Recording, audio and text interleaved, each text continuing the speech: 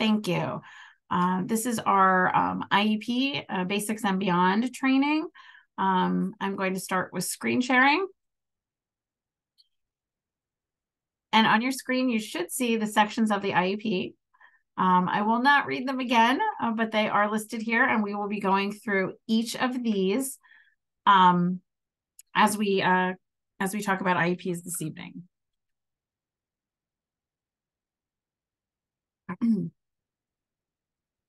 The first section of an IEP is the student demographic and team meeting information.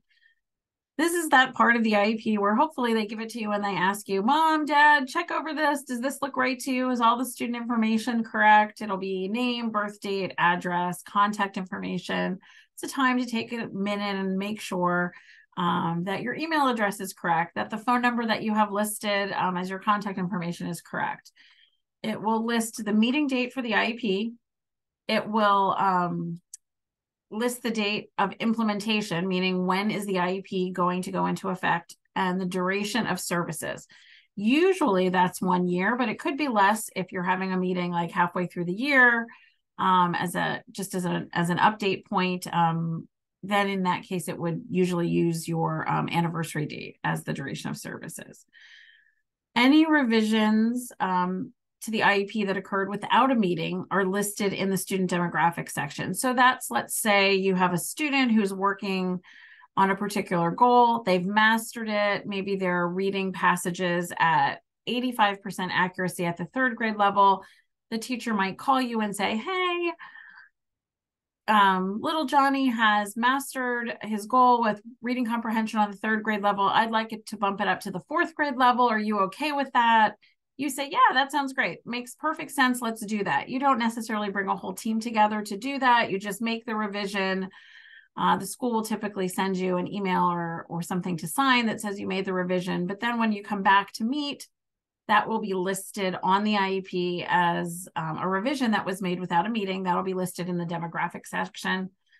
This is where you'll get your notice of procedural safeguards, and there will also be a medical assistance program billing notice. So this is all in that very first section of the IEP.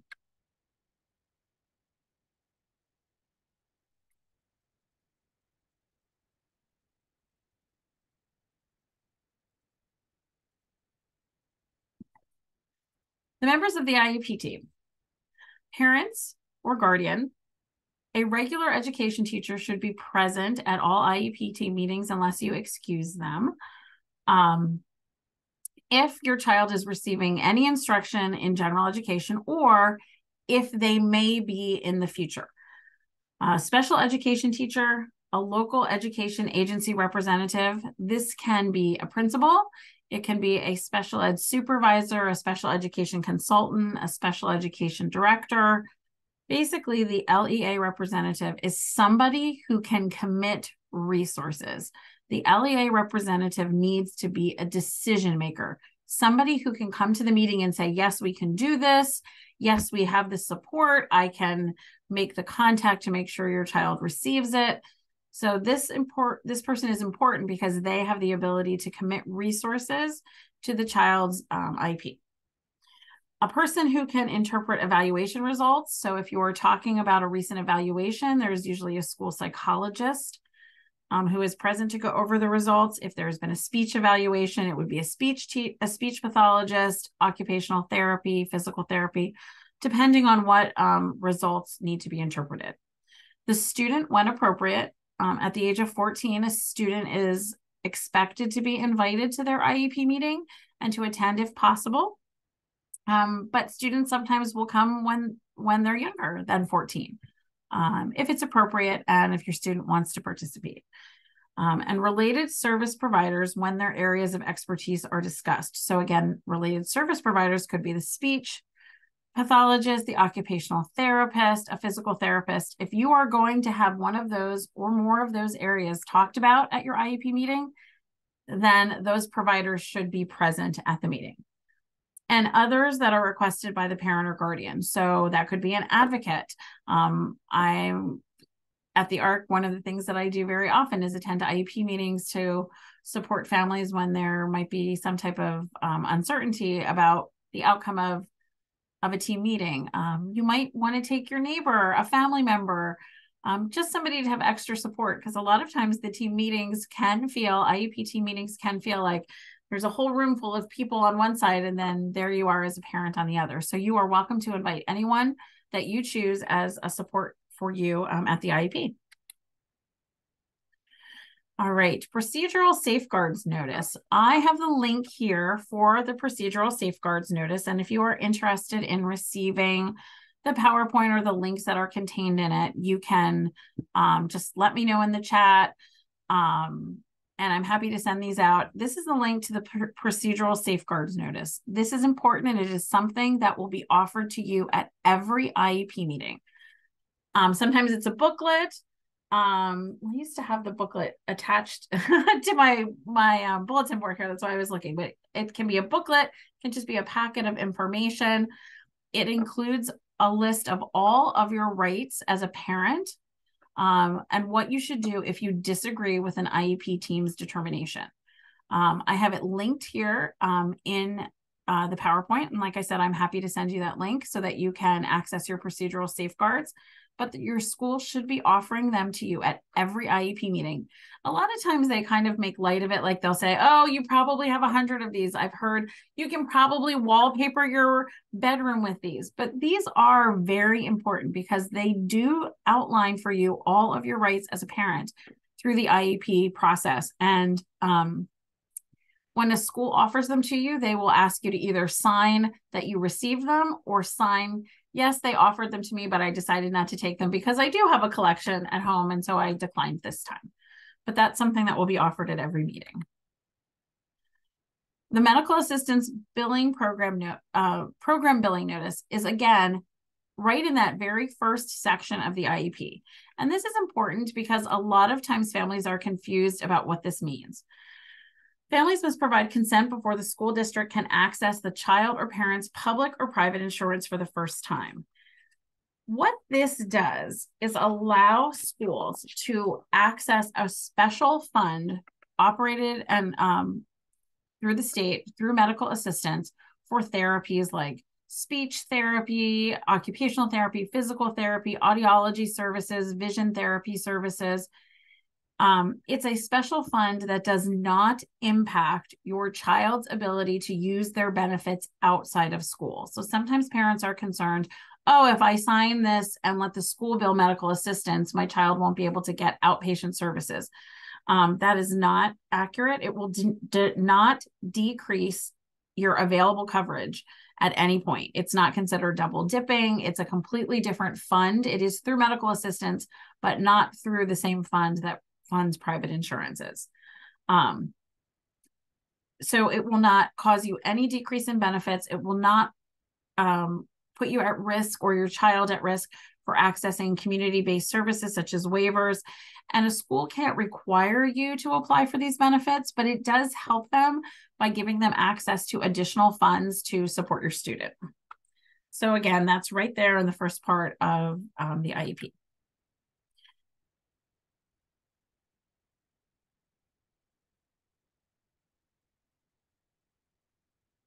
All right.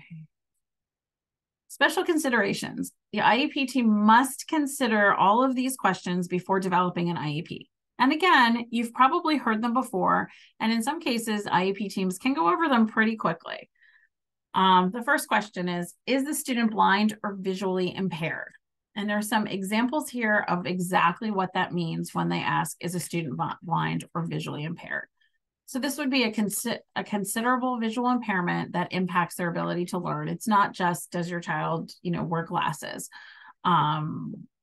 But is there a significant visual impairment that affects learning?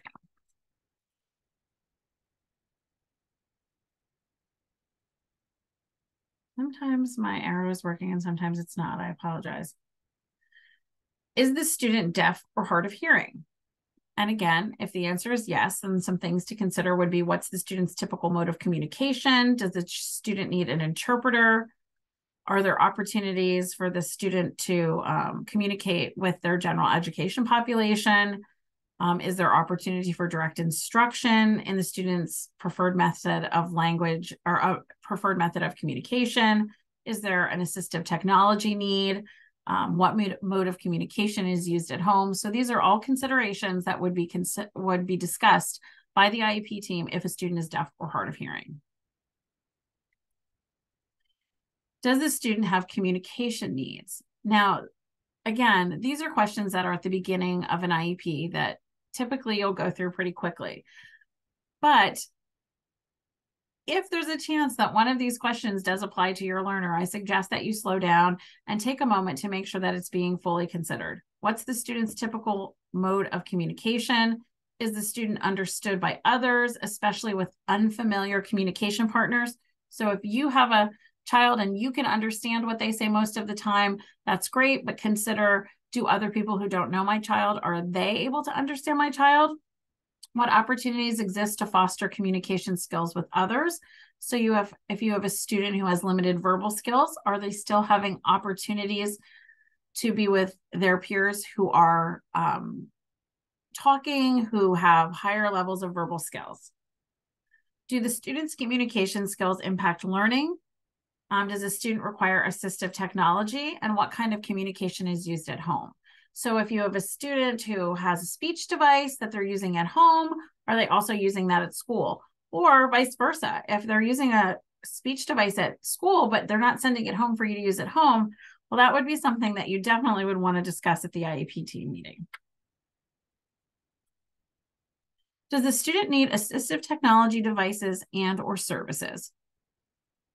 So does the student need this in order to meaningfully participate in the general education curriculum or to participate in other academic or functional activities?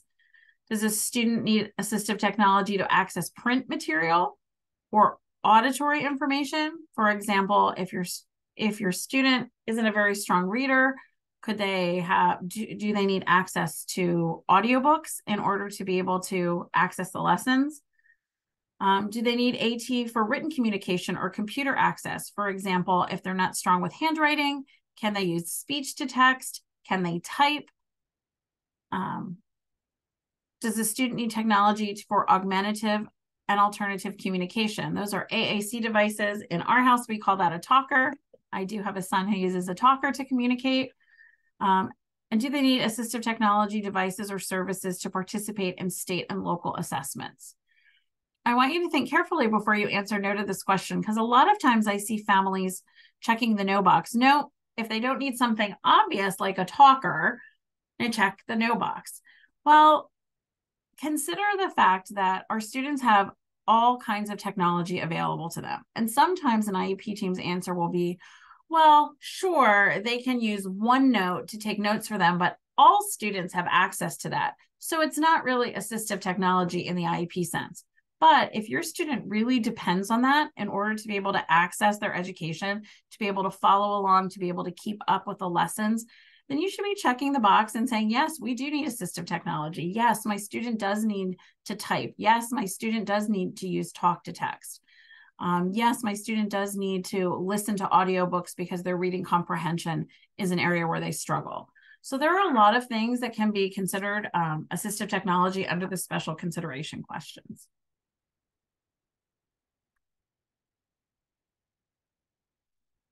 Under special considerations, there are also additional assistive technology considerations. Has there been an evaluation of need? If you have a student with a disability, when is the last time that he or she had an evaluation to see if there is any benefit to bringing in assistive technology?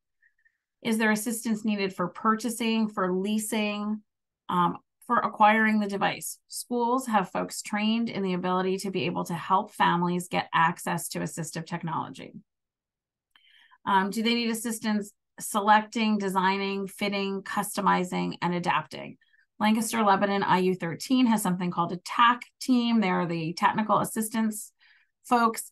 They can help modify devices, not just speech devices, but all kinds of assistive technology to support students in a variety of ways.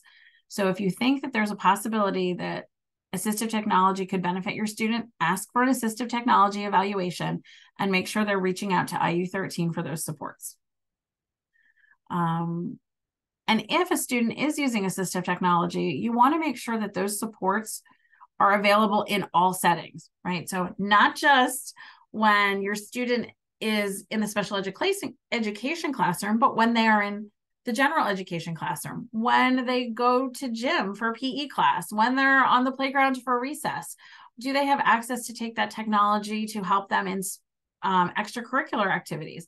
Can they take their technology home or have access to that technology when they're outside of school?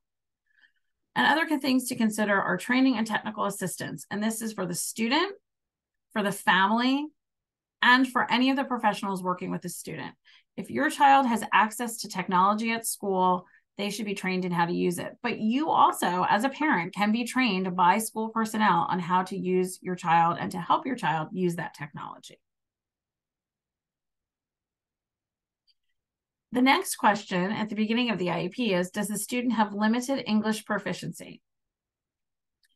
This question exists to make sure that we are not diagnosing a learning disability or other disability when the difficulty is really related to the acquisition of a second language. And so if we have a student who is truly an English language learner, we want to make sure that we are supporting them in acquiring their second language and not confusing that with a potential disability.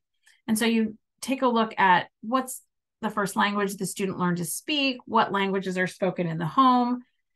Is the English language teacher a part of the IEP team to be able to say, this, we're seeing this problem in their primary language and in English, so perhaps there is a problem related to disability that would require special education supports.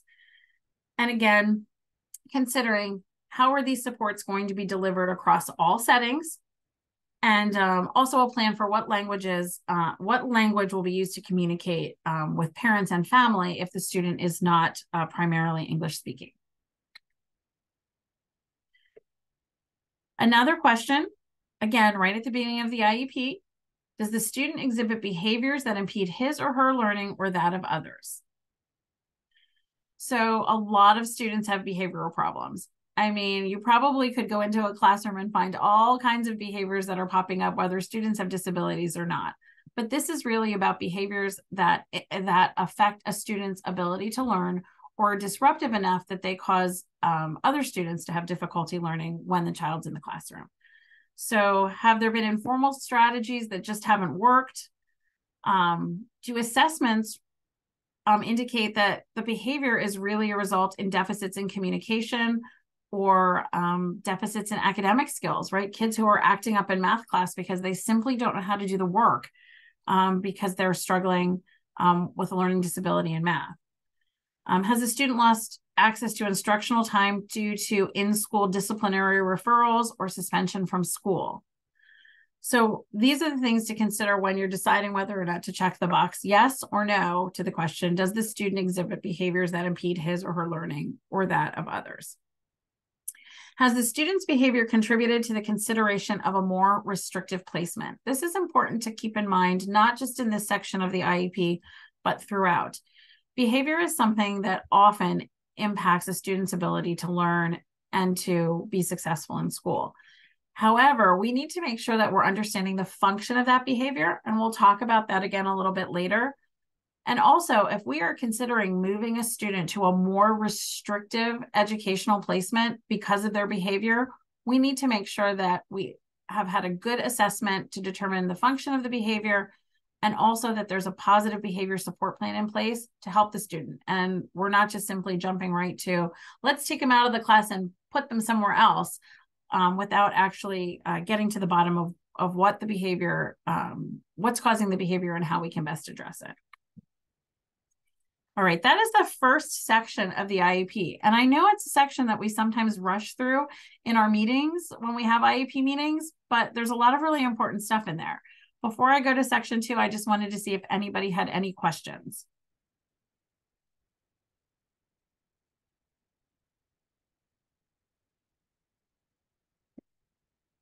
Okay. The second section of an IEP is called the present levels of academic achievement and functional performance. In this part of the IEP, you will see a summary of the student's performance in his or her educational program, including instructional and functional levels. So this is, what's my student doing now? How's he doing in all of the things that you're trying to teach him? This provides baseline data for developing the IEP. So this is where we are now. It provides a baseline so we can build on that and know where we want to go. It must address any of those special considerations identified in section 1. So if you said yes to any of those questions, yes, my child is deaf or hard of hearing, yes, my child has behavior that impacts his learning, yes, my child has the need for assistive technology, anything that you may have answered yes to in those previous questions have to be addressed here in the present levels of the IEP. The present levels will also give you the current progress towards the student's annual goals. So this part of the IEP is really supposed to be a pretty good overview of how things are going right now. If your child has had a functional behavioral assessment, which we will call an FBA for short, it should be included in this section of the IEP. If your student is 14 or older, any transition goals should also be summarized here in the present levels. Again, it's a snapshot of what's going on now so we can build a clear picture about where we are and plan for where we're going. Parental concerns. This might be my favorite part of an IEP. I always advise parents to make sure that you are using the parental concerns section of an IEP. If your child has an IEP, I encourage you, when we're done tonight, to go and look at your child's most current IEP to see in section 2 where it says parental concerns, if there are any concerns listed. Very often, parents find it's blank. It says no concerns, or it says concerns will be discussed at the meeting. Now, that's okay if you don't have any concerns or you discuss them all at the meeting. But more often than not, what I find is parents say, how can that say I have no concerns? I went to the meeting and I had all of this whole list of things I wanted to talk about. Parental concerns is a very powerful tool. It gives you an opportunity to put into your own words what's on your mind regarding your child's IEP and education. It also makes your concerns part of the permanent record. So for example, if you're concerned that your child has not had enough opportunities to interact with his general education peers, you could bring that up as a parental concern. What's supposed to happen is that then that gets documented in the IEP. Parent expressed concerns that student does not have opportunities to interact with his same age non-disabled peers. It's part of the document. Now, because that was brought up as a parental concern, the IEP team should be saying, well, how can we address that through this IEP to make sure that child is having more opportunities to interact? So ideally, when you bring up that concern, it's supposed to be addressed in the IEP. Also, if let's say in 6 months you have to come together for a meeting and you say, he's still not having any opportunity with his general education peers, the team should not come back to you and say, I didn't know that was a concern. Well, of course they knew it was a concern. You had it documented 6 months ago when you were in that IEP meeting.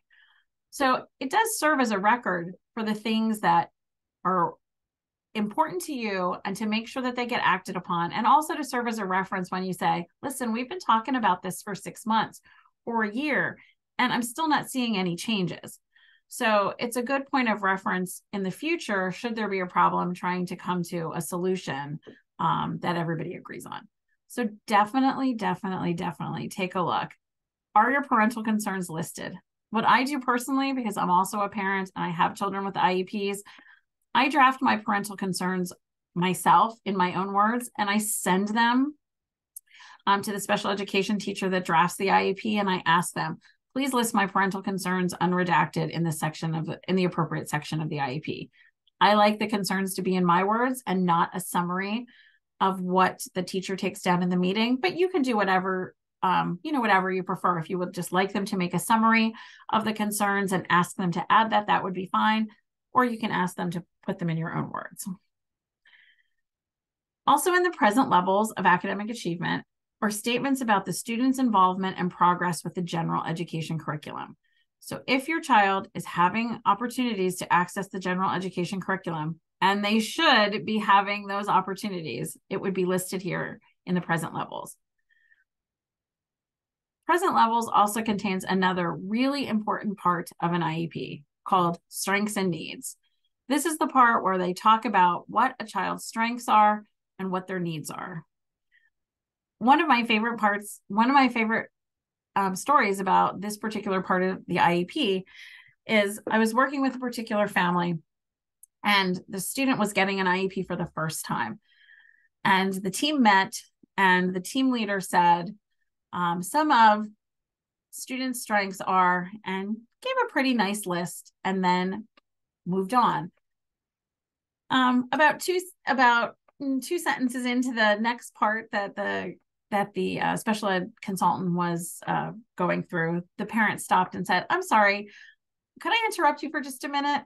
I have some more strengths that I'd like you to list about my child." And I just thought that was the best moment ever, because so much of what we do in special education talks about a student's deficits, areas where they struggle, things that are challenges, things that they need assistance with. I just loved that this parent wanted to bring the whole team back to focus on, hey, my kid has some other strengths, and I think they should be listed in this document.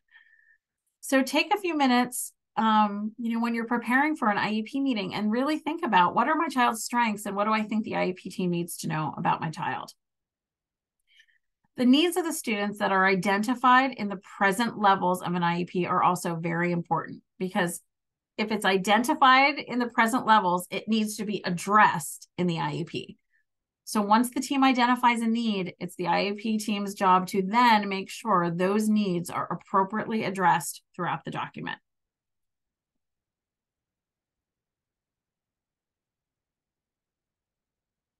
All right, this is time where we're going to change gears just a little bit, because we're talking about all this heavy duty section 1, section 2 of the IEP. And we're going to talk about how you as a parent can really bring something special to the IEP team about your child, to keep the focus on the child. And I really love this quote by Henry Winkler, and I think it's good for all of us to remember. How you learn has nothing to do with how brilliant you are. And we as parents really know that there is so much more to our child than just a bunch of scores from evaluations and assessments. And that is why I recommend that all families create some type of one-page profile for their child. Can everybody see this? I switched screens and I'm never sure if I have to stop sharing or if it just goes through. Everybody see this okay? Yes, it's good. Perfect. So this is just an example of a one-page profile. This is also included I think everybody on here said that they did want the links. This is included in the links. You can use something like this, or it can be something else that you make. The little box I'm pointing, and of course you can't see it, I'll use my cursor. The little box here is for a picture, because you want people to see that smiling face and know that your kiddo is a lot more than just a file or a school report. And so there's a spot for a name, for age, for grade. And these are some really easy but really valuable bits of information for you to jot down and make sure that your child's team and anybody who's working with your child has. What people appreciate about me, what's important to me, and how to support me. So this is a great way to talk about, what are your child's strengths? What do people love about them? What do people appreciate about them? What's important to your child? And how to best support them. I love this. It's easy to update. So as your child gets older and what's important to him or her changes, you can just, do a quick update. I think it's really great to give this to everybody on the IEP team, any therapists that are working with your child, anybody who's coming into their life to support them, to kind of get a snapshot of them.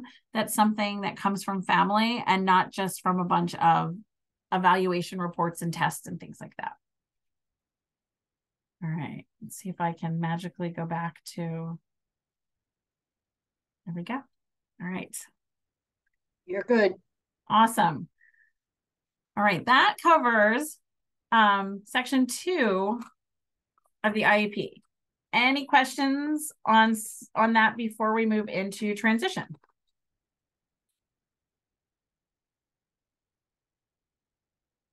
Excellent. All right.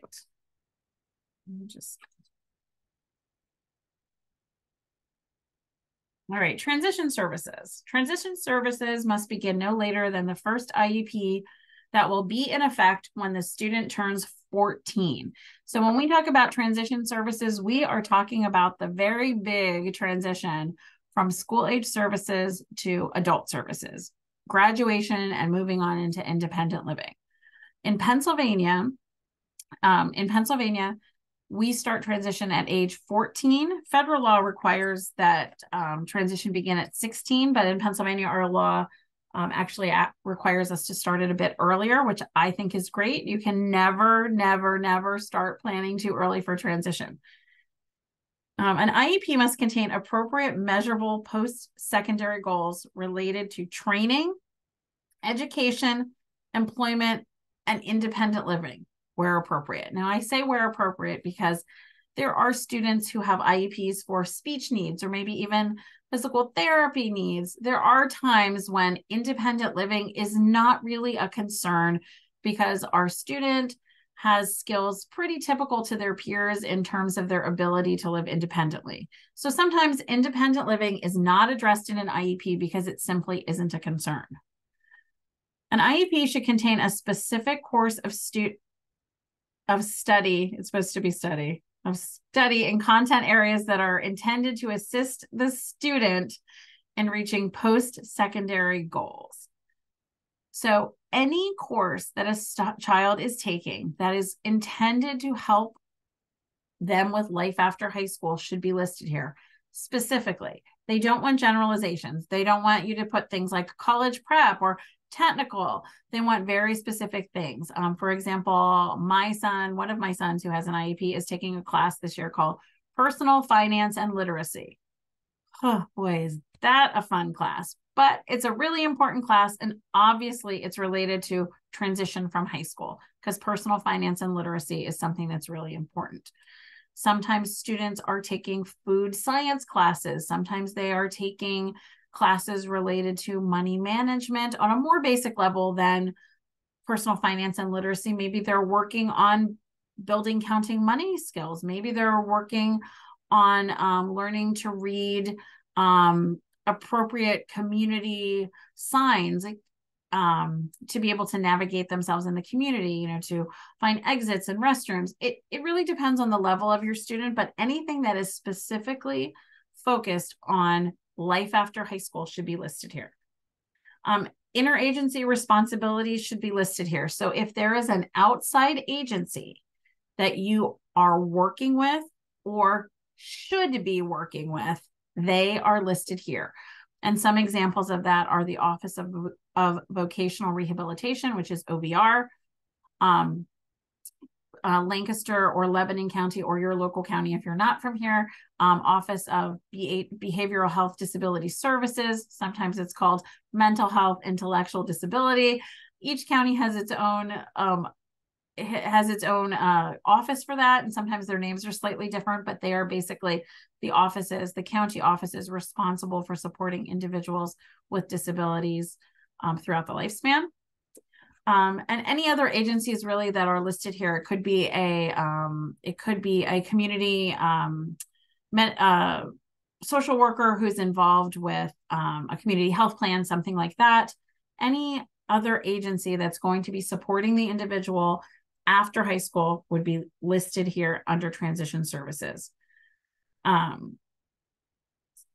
The team should be focusing on education and training, post-secondary employment, and independent living. So again, transition is really focused around those things, and they are required to collect data on the things listed here on the slide. Things like work-based learning, paid work experience, job exploration, career development, and any IEP modifications that support work-based learning opportunities. And all of this data is collected because there was a change in law in 2016 with Act 26, which is called the Work Experience for High School Students with Disabilities Act. This really raised attention to how important it is for students to have opportunities to explore paid competitive employment while they are still in school, in order to be able to support them in that endeavor after school. And as a result, there is a reporting requirement for this. So IEP teams are taking a lot of data about the kinds of work experience that students have access to during the time that they're in school. Questions about transition. I could do an entire session just about transition. In fact, I think I probably have, and I know we have some transition training opportunities coming up in the future through the Lancaster-Lebanon Local Task Force for the Right to Education. The ARC will push out those trainings when they're happening, and they focus just on that piece of 14 and older, what IEPs should be focusing on, how to best support your learner to transition to successful, adult services. So I know it's a really big topic, but in terms of how it relates to the IEP, does anybody have any questions about that?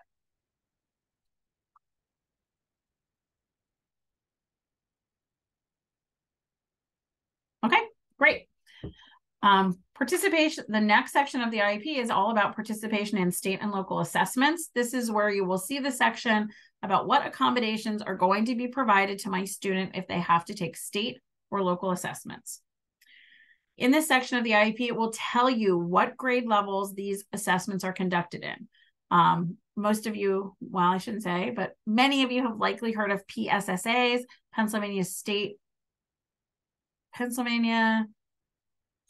assessments. The letters are escaping me now. Pennsylvania, but they're the standardized assessments that students take, I believe, in third, fifth and eighth grade, I think, are PSSA testing years.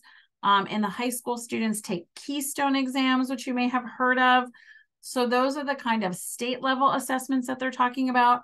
Local assessments, that doesn't necessarily mean your spelling test on Friday, but local assessments might be those more major blocks of testing that schools are doing to determine if kids are reading on grade level, if kids are doing math on grade level, if they need supports in other areas. There should be determination in this section. It will include the determination if a student is participating in PASA instead of PSSAs. So PSSAs is the standardized testing that most students across the Commonwealth take. PASA is the Pennsylvania alternate state assessment. And a very small percentage of students who have significant disabilities that usually are those students with significant cognitive delays, significant communication deficits take the PASA. But if your student is going to take the PASA, that would be listed in this part of the IEP. There are certain accommodations that are allowed by the PSSA. So there are certain things you can put in an IEP to support a student taking standardized tests, and there are certain things that you cannot. I thought rather than go through the list here, I would provide the link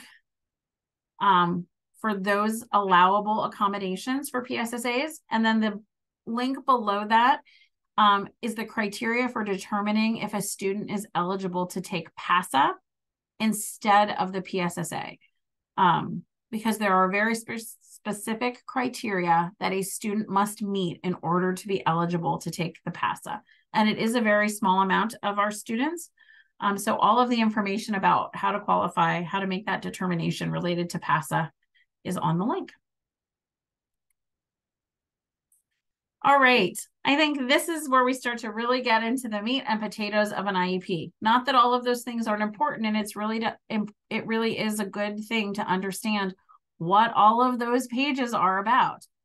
But goals and objectives is a lot of times the place, I think one of two things happens.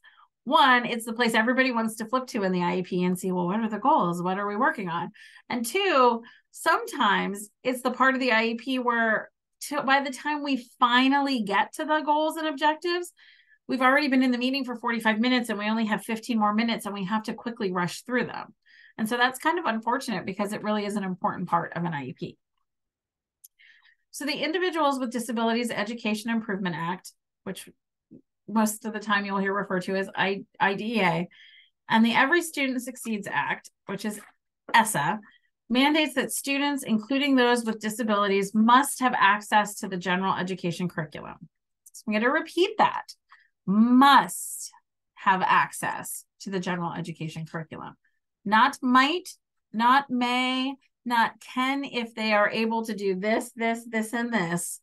Must have access to the general education curriculum.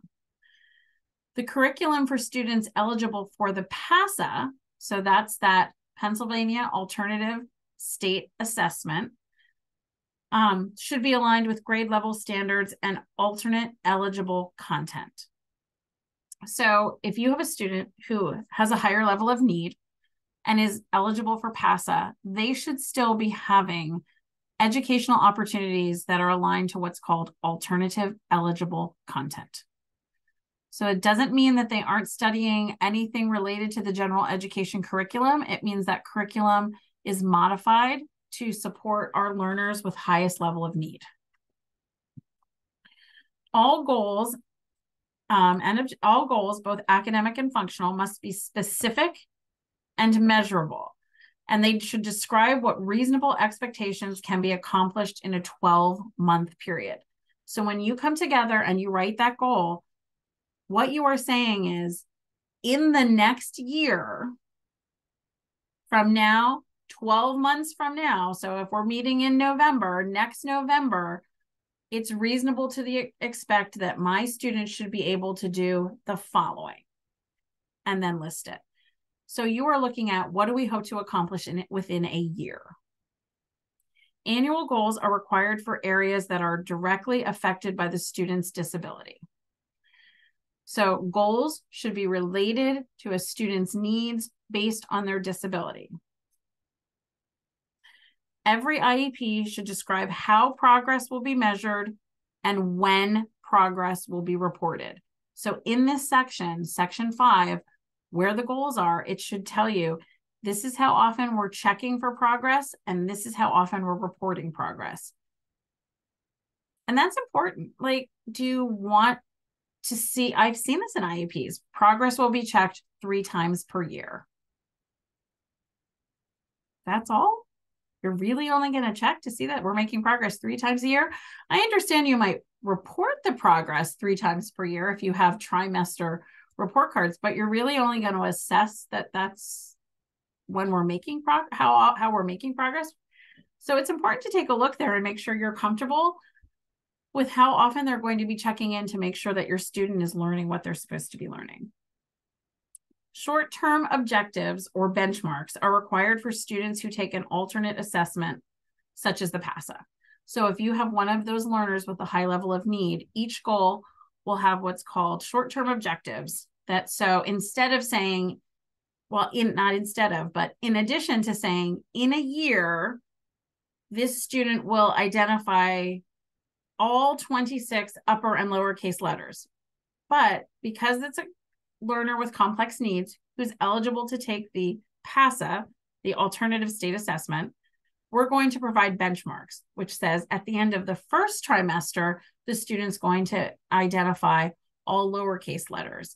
By the end of the second trimester, the student is going to identify all lowercase level letters and 13 of the uppercase letters. And then the final benchmark would be being able to identify all lower and uppercase letters with 95% accuracy. So it breaks the goal down into smaller measurable steps, but that is only done typically for students who are taking the PASA, the alternate assessment.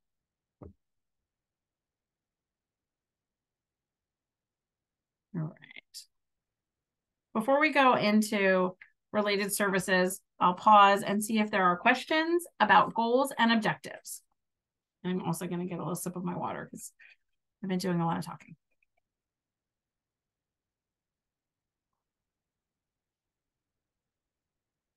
All right, well, I'm hoping you don't have questions because this has been very thorough and not because it's dark outside and cold and you're all curled up with a blanket napping. All right, goals and objectives leads us to Section 6, special education related services, supplementary aids and services, and program modifications. And just so you know, these are all sections that come right from the Pennsylvania Department of Education Bureau of Special Education template for IEPs. I didn't come up with these really long, fancy titles. These are exactly what the sections are that you will see on your students' IEPs. This section 6 is broken down into some subcategories, and A is program modifications and specially designed instruction. If you've had IEP meetings or you've been to them or talked about them, you have probably heard these referred to as SDIs, specially designed instruction. The goals in an IEP tell us what our child is going to be working on, what they're going to be doing.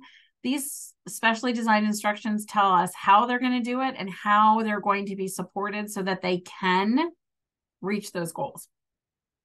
So an SDI means adapting the content, method, or delivery of instruction. SDIs address the unique needs of the student. So they are always supposed to be based on what does this particular student need. They ensure access to the general education curriculum, and they may include providing instructional materials in alternate accessible formats. So specially designed instruction could mean Braille, audio, digital, large print. Anything like that is considered specially designed instruction. Supplementary aids and services are provided in regular education classes, other education-related settings, and in extracurricular and non-academic settings to enable students with disabilities to be educated with non-disabled students to the maximum extent appropriate. So I think there are these two things, specially designed instruction and supplemental aids and services, are both very important, but they are different in that specially designed instruction can happen anywhere. It can happen in general education math class. It can happen in an emotional support classroom. It can happen in PE. It can happen in an adapted art class. Specially designed instruction can happen anywhere to support the student. Supplementary aids and services are supports that are specifically happening in general education environments, or what they call non-academic settings. So that would be a school activity with non-disabled peers that's not specifically an academic thing. Assemblies, club time, extracurricular activities, those types of things. That is what SAS, supplementary aids and services, are designed for, supporting students in general education settings. So SDIs can happen anywhere. SAS happens in gen ed. A framework for special supplementary aids and services is now called FAB. Special ed, we love acronyms. SAS is now called FAB, which is the Framework for Access and Belonging. They love the name. I'm still getting used to it. But there is a lot of really great information. I linked here the FAB site, which talks all about the kinds of supplementary aids and services that students can be provided in order to spend more time with their general education peers in non-special ed settings. So it's all about supporting students in settings other than in special education classrooms. So that's what FAB is about. And so that's linked there. It's a lot of great resources. Again, we could probably do an 1.5-hour session just talking about framework for access and belonging and how to best include students and support them in general education, which is why I linked it there so that you could get more information about it.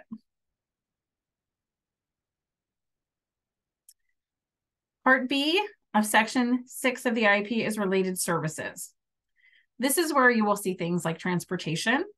A lot of students who are receiving special education will get curb-to-curb transportation because it suits them better than riding a big school bus with all of their peers. Speech, PT, OT, counseling services, school health services if you have a child with complex medical needs, that needs medication administered, that needs regular nurse check-ins for any variety of things. That would be included in a related services. Yes, the school nurse can be part of an IEP team. Behavior intervention programs can be under related services. Interpretation services, whether for the student or for the family, and audiology, mobility, vision services. Those are all considered related services. It's not an all-inclusive list. Anything that comes up that is necessary for the student to access their education that doesn't fall under specially designed instruction, typically then would fall under the related services category of the IEP. Supports for school personnel. This is included in section 6 of the IEP, listed under supports for school personnel. That's literally the section on the IEP. This is an important part. If you have a child who, like my son, uses a speech device to communicate, his IEP, we spelled it out.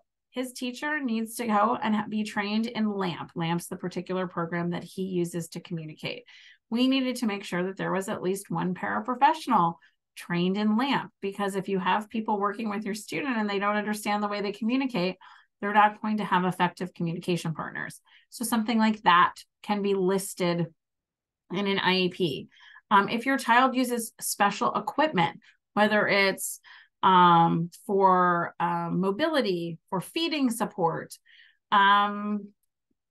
if they have hearing aids that are connected to FM systems, which are moving out and they're more Bluetooth related now, you can make sure that the IEP addresses training for school personnel, because there have to be people working with your child who knows how to use the equipment, how to charge things, how to reattach things if they become disconnected. All kinds of things like that can be listed under the supports for school personnel.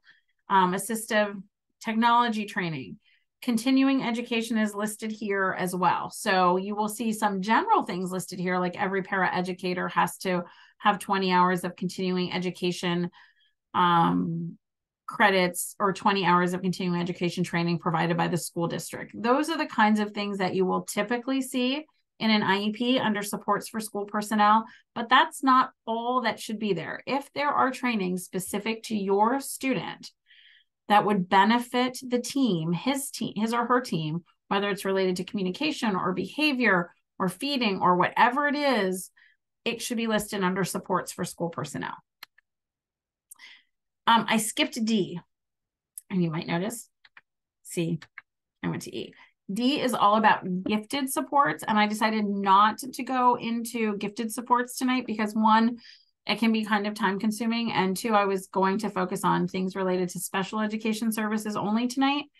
If you do have specific questions related to gifted services or students who are considered twice exceptional, meaning they're gifted and have a disability, please reach out to me or our info email address at the ARC, and I will make sure to get you more information related to gifted services. But I'm skipping that and going to extended school year. This again is another topic that we really could spend an evening on. And we do have, I will make sure to send it out when I send out the links. We do have a parent information session, I think, coming up. It might actually be this coming Monday on extended school year through the Lancaster-Lebanon Local Task Force for the Right to Education. But just to do some highlights here, because extended school year is listed in section 6 of the IEP. There are 7 factors that must be considered when determining eligibility for ESY. It is not just about regression and recoupment. It is not just about regression and recoupment. You will always hear discussion about regression and recoupment. Regression is my student loses skills when we're on a break. Recoupment is this is the amount of time it takes my student to regain those skills that were lost while we were on the break. All students lose skills, even kids who do not have disabilities. They go home over the summer, they forget things they learned. The teacher reviews key concepts at the beginning of the school year to get everybody refreshed and back on track. It happens to all of our learners. Students with disabilities often lose skills, a greater number of skills, and it often takes them longer to recoup or regain those skills. But ESY is not just based on regression and recoupment. Other factors that must be considered include whether the student's disability is severe, and it gives some examples that the state uses to consider that the state considers severe, and the extent to which a skill or behavior is particularly crucial for the student to meet the IEP goals of self-sufficiency and independence from caretakers. And I'm going to talk a little bit more about that one. If you think that your child is going to need additional supports in order to gain independent skills, you should, I highly recommend, having a goal related to those independent living skills. It doesn't have to be every skill that you think your child will need. Start small and have goals on an IEP related to independent living. Not just living alone by themselves as an adult, but requiring less support from a caregiver. One of the reasons those are important is obviously one of the reasons that's important is because independent living is a goal that we have for all of our children someday to live independently, but also independent living goals are something that can be focused on in ESY, extended school year. And one of the 7 factors that you are supposed to consider when determining if a child is eligible for ESY is based specifically on, is there an IEP goal that's crucial to independent living? So if you don't have a goal for independent living on your IEP, then this factor is not going to come up in conversation when you're considering, does my child need ESY? Well, there should be an independent living goal on your IEP. That way, when the school would like to talk about regression and recoupment, you can say, well, in addition to regression and recoupment, I would like to talk about a skill that's particularly crucial to support independent living. That's another reason we should be talking about ESY. Eligibility determination for ESY is supposed to be made by February 28th, and there's supposed to be a NOREP, a Notice of Recommended Educational Placement, issued by March 31st. In most cases, some students, the notification can come later. For example, if you have a student who just has a speech IEP, there's not a severe communication delay, it's something minor, those students, they sometimes will push those ESY determinations out till closer to the end of the year. But for most students, ESY determinations are made in February with the NOREP issued by the end of March. And an ESY and extended school year can focus on academics, related services, and we talked about related services that include speech, OT, and PT. They can also work on peer socialization, but it has to be goals that the student was working on during the school year. So extended school year is not about introducing new goals. It's about working on goals the student already is working on. Now, I said there were 7 factors. Yeah, I didn't go over all 7 of them, again, because it gets lengthy, but at the end, I have a few resources linked, and one of them that I have linked is for extended school year, and it outlines very specifically what those 7 factors are. But the important takeaway for tonight, I think, is ESY is about more than just regression and recoupment, even though that's what you'll hear. Questions about section 6 of the IEP. This is a pretty dense information part of the IEP. So if you have any questions about it, I'm happy to answer them.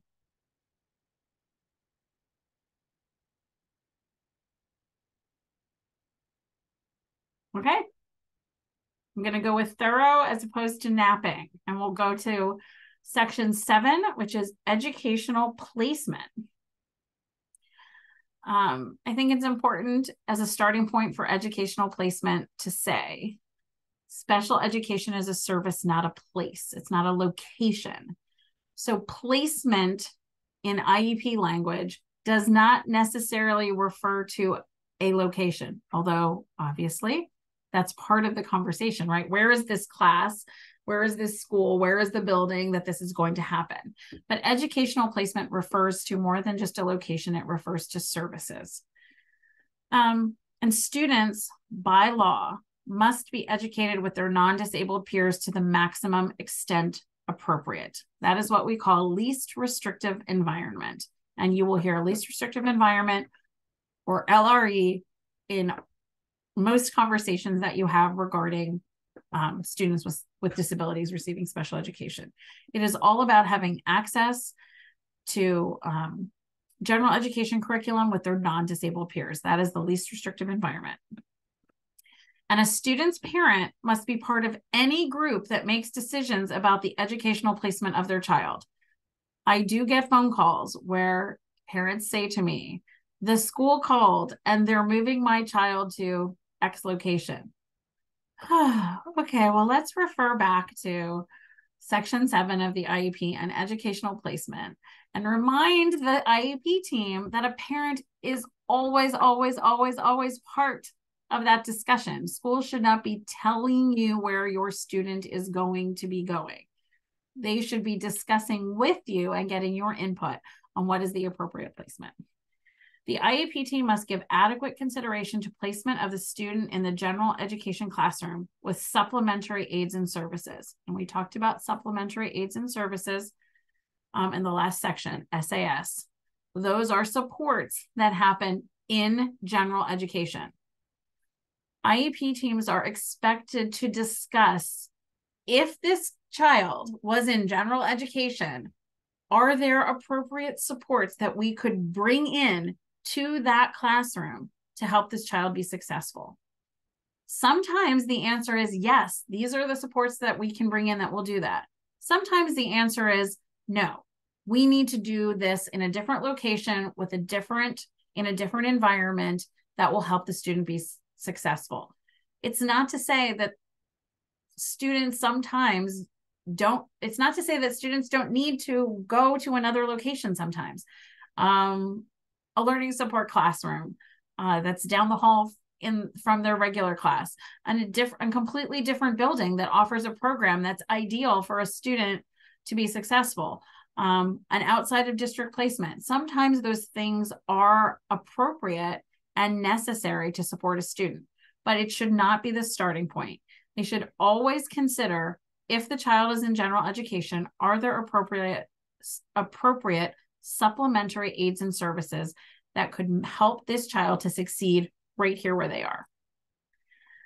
Listed are the following 4 questions that must be considered. These questions are in every IEP. If you have your IEP and you get it out and you take a look at Section 7, the 4 questions are listed on the IEP. Teams have to ask these questions, answer them, and document in the IEP what their answers are. What supplementary aids or services were considered? What benefits are provided in the general education class with these supplementary aids and services versus the benefits that are provided in the special education class? So they really want you to weigh what are the benefits in one environment versus another. What you don't want to see in this section of your student's IEP are these really general kind of answers. What was considered? Well, we considered just putting them in general ed with no supports, and we thought that wasn't a good idea. And we considered putting them in a full-time autistic support classroom, but we didn't think that was a good idea. And so we landed somewhere in the middle and we're doing this. That's kind of overgeneralizing what this section of the IEP is really meant to do, which is to take a look at the specific student, the specific student's needs, and how we can support them best. Is it in the general ed environment? If it's not, why isn't that going to work? What's better about being in the special ed environment? Maybe it is better to be in the special ed classroom, and that's okay. But we're not putting a student there just because of diagnosis or just because, we don't just put autistic students in the autistic support classroom. We really look at what are the students' needs, where can they best be addressed, and how are we going to do that? So again, this is a part that's listed in every IEP that I think very often we go through really quickly and just say, yeah, okay, yeah, educational placement. We asked all the 4 questions. That's great. Educational placement will determine two things, and these are both listed in the IEP: the amount of special education support and the type of special education support. The amount of special education support can be itinerant, which is 20% or less of the school day is provided by special education personnel. Supplemental, which is more than 20 but less than 80, so that's supplemental special education, or full-time, which is special education supports and services provided for 80% or more of the day. The key to this is provided by special education personnel. So if you have a student who has a specific learning disability and they are going to see a reading specialist who is a general education teacher with a reading specialist certification, that teacher is not a special education teacher. That does not count as time in special education. The services have to be delivered by a special education professional. So itinerant, less than 20, supplemental, 20 to 80, full-time, anything 80% or above. That is how you determine the amount of special education. The type of special education supports, these are the categories that are provided by the Pennsylvania Department of Education: autistic support, blind visually impaired support, deaf and hard of hearing support, emotional support, learning support, life skills support, multi-disability support, physical support, speech and language support. Now, these are based on the type of support the student is receiving, not necessarily the child's diagnosis or qualifying disability. For example, you can have an autistic student who's diagnosed with autism, who qualifies for special education based on their disability of autism, whose special education supports is learning support, because they are receiving supports from the learning support teacher focusing on academic achievement. So even though the student is autistic, even though their qualifying disability is autism, they may not necessarily be receiving autistic supports. They could be receiving learning support, life skills support, emotional support, although that's one that can be challenging, because if a student is receiving emotional support, but their behavior is related to autism, the question that I always recommend parents ask is emotional support the right answer for that? Is there an approach using itinerant autistic support or supplemental autistic support that might better meet those behavior needs? That would depend, obviously, on the individual student, but it is something to consider. Physical support relates mostly to those students who have a physical disability that impacts their ability to access their education. It's not just a kid who might be receiving a little PT.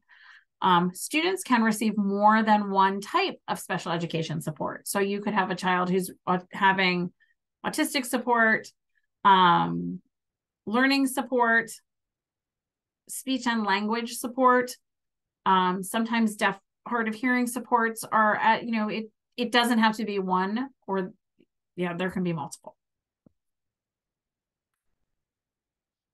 All right, questions about educational placement before I go to the last part of the IEP and then open it up for any questions that anybody has just overall.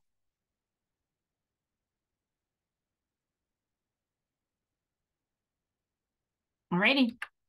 The last part of an IEP, which you will see at the very back with lots of charts and percentages, is called the Penn data reporting. I find one of two things is usually the case with Penn data reporting. Either nobody ever even got to them because there was so much to talk about, and the IEP meeting already took an hour and 40 minutes, and we just don't have time to talk about the Penn data reporting. Or the parents took a look at it and were like, I have no idea what this is saying. My husband has a saying, clear as mud. And I honestly think that sometimes the Penn data reporting is clear as mud. However, it is included in every IEP. The things to remember about Penn data reporting are, these are more of an evaluation, the reporting related to how school districts are performing and not specifically related to an individual student. The data is gathered on a school district basis. It's also reported out based on school district. I linked to the Penn data reporting. You can go take a look at your school district from any given year that's been posted and see how schools are doing. It's particularly related to inclusion, but it's worded, and when you take a look at your IEPs, you will see it is worded like almost as a double negative. It's not about the amount of special education a student receives. It's not about how much special ed they receive. It's about how much time are they included with their non-disabled peers. And the language is really, it's really like, when are they not included with their non-disabled? And so it gets a little like, when are they not included with their non-disabled peers? So it's really taking a look at how much time are they not with gen ed. So the calculations are based on, oh, well, this student leaves for speech for 20 minutes a week. So during that period of time, they are not with their general education peers. When else are they not with non-disabled peers? Well, they go to the learning support room for 20 minutes every day. So for 20 minutes every day, they are not with their peers. So that it's a very specific calculation based on time away from non-disabled peers. And then that is reported first to Harrisburg and then ultimately to the U.S. Department of Education that collects data on how school districts are doing basically and making sure that students are having access to learning with their non-disabled peers. So that's linked there. I had a couple of other resources that I linked here. One is on extended school year, which I mentioned earlier in the presentation. So this is the link to information on extended school year. Above that is the PATN. PATN is the Pennsylvania Training and Technical Assistance Network.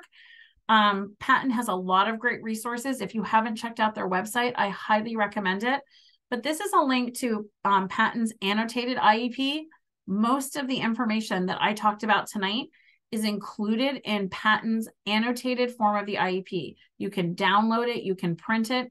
It basically gives you an example of, this is what an IEP looks like. This is what goes in every section. These are things that parents should think about. These are things that IEP teams should consider. It's a really, really great resource, and it will reference most of what we talked about here tonight. So I have the link for that as well, and I will make sure that that gets sent out. Last slide is just my contact information that you can reach out to me with questions. My number is there. My email address is there. And if you have questions this evening, I am really happy to take questions. I want to stop the recording.